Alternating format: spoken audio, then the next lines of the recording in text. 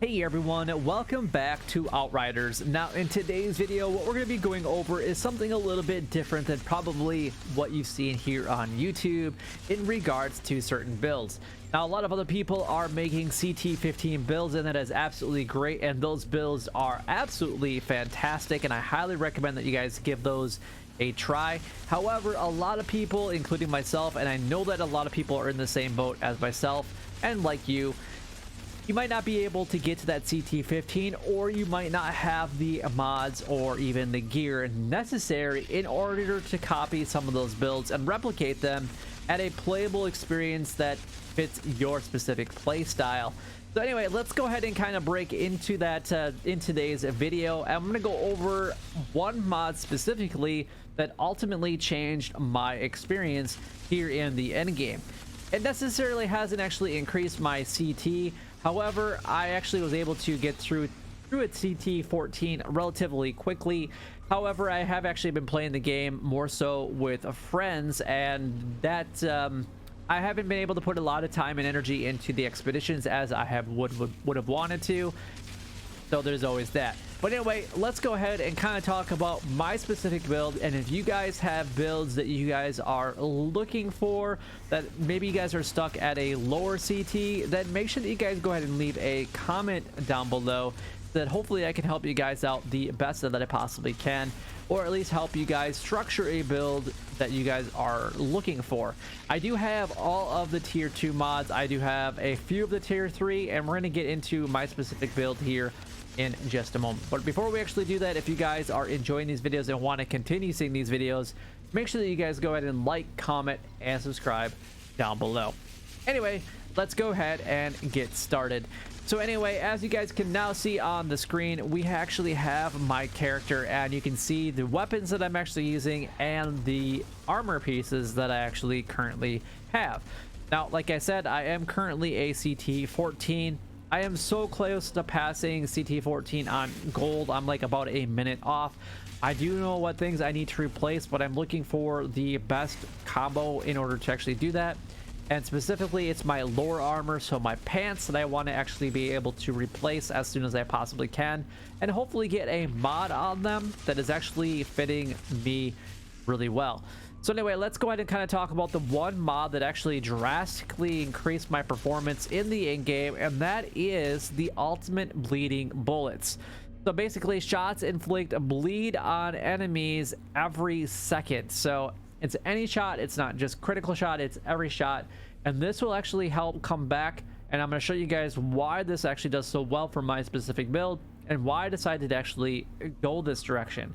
Now, there are a lot of mods that I have showcased here in other videos that I haven't even replaced, but I want you guys to know that even with replacing some of those mods, this one actually is very good for my playstyle, and hopefully you guys maybe will check it out if you guys actually have some of these mods.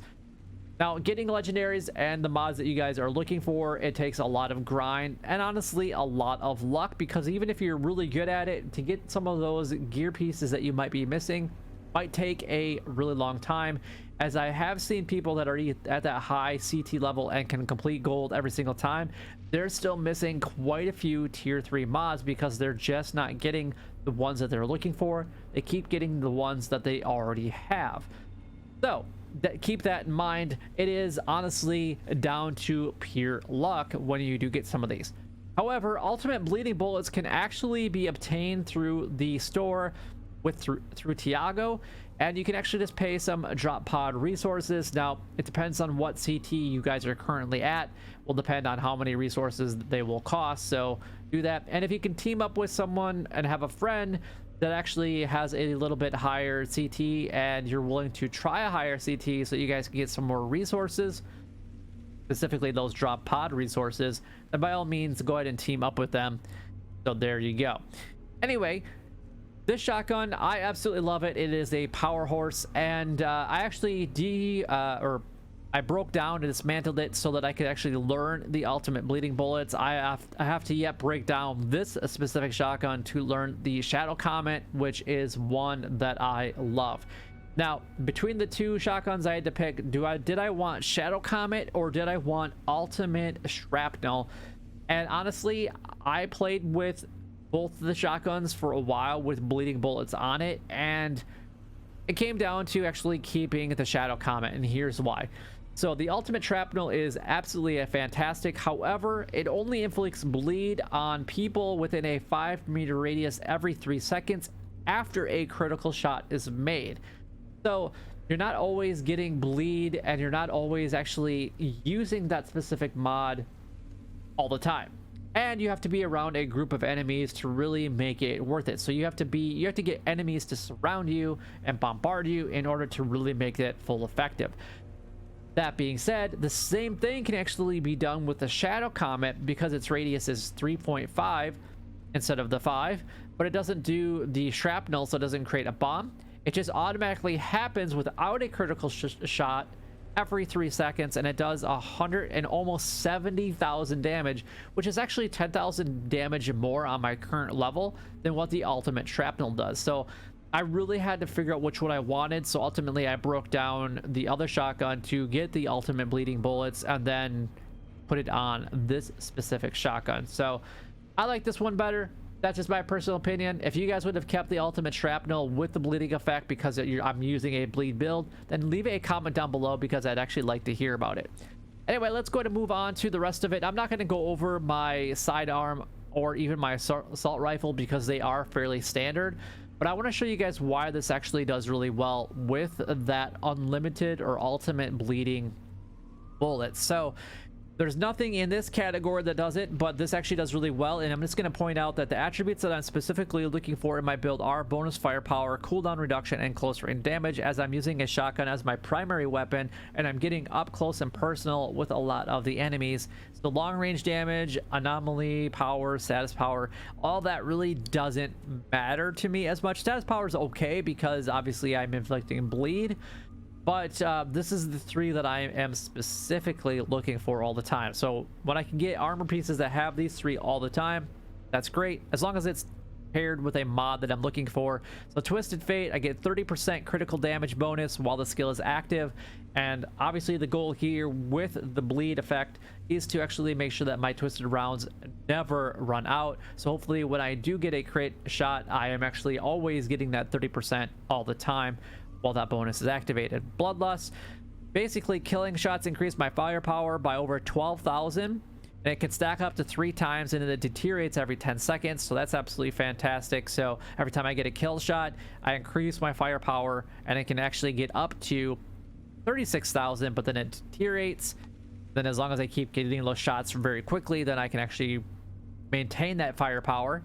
My next one is that additional mag, so just in case I don't inflict bleed and able to use my Vampiric Mag, which we're going to get to in just a second, I have a second magazine with twisted rounds in it before it actually triggers the cooldown, which I like a lot.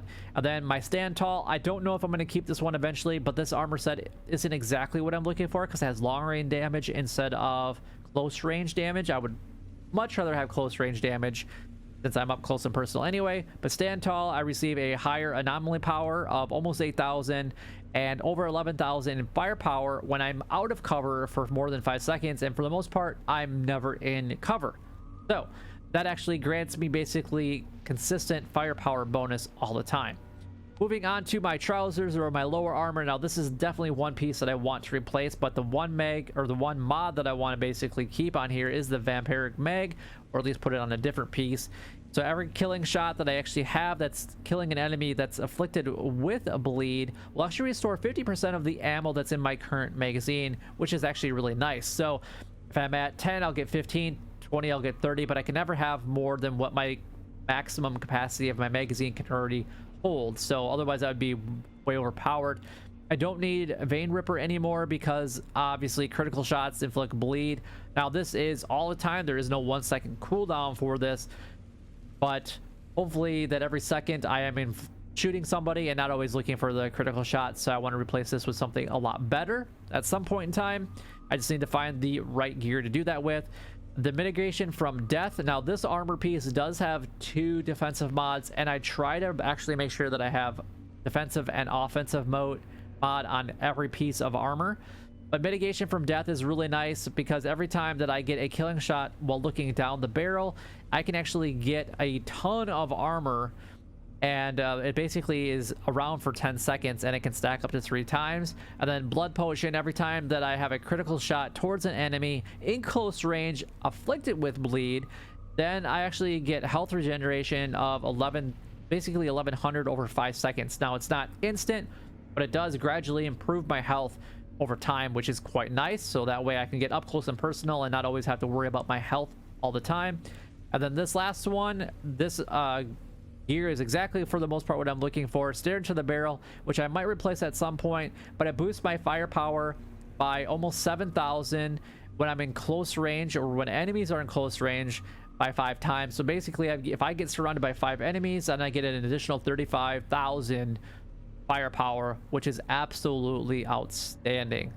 And then emergency stance, which has saved me a ton, and I highly recommend this if you guys are not playing anything other than Devastator, because Devastator is actually already built into it. But a Tame Golem, it allows it basically effective for 4 seconds when your health is below 30, and then it has a cooldown of 10 seconds, which is absolutely fantastic. But I hope that this build does help you guys out, especially if you guys have some of these mods. But again, if you guys don't, make sure that you guys go ahead and let me know in the comments down below, so I can help you guys with a build that fits your current CT. So let me know in the comments down below. But if you guys enjoyed the video, you know what to do. Like, comment, and subscribe down below. It would help me out a lot and is greatly appreciated. But until next time, YouTube, you guys keep doing what you're doing, because you're already doing it, and you guys stay gaming.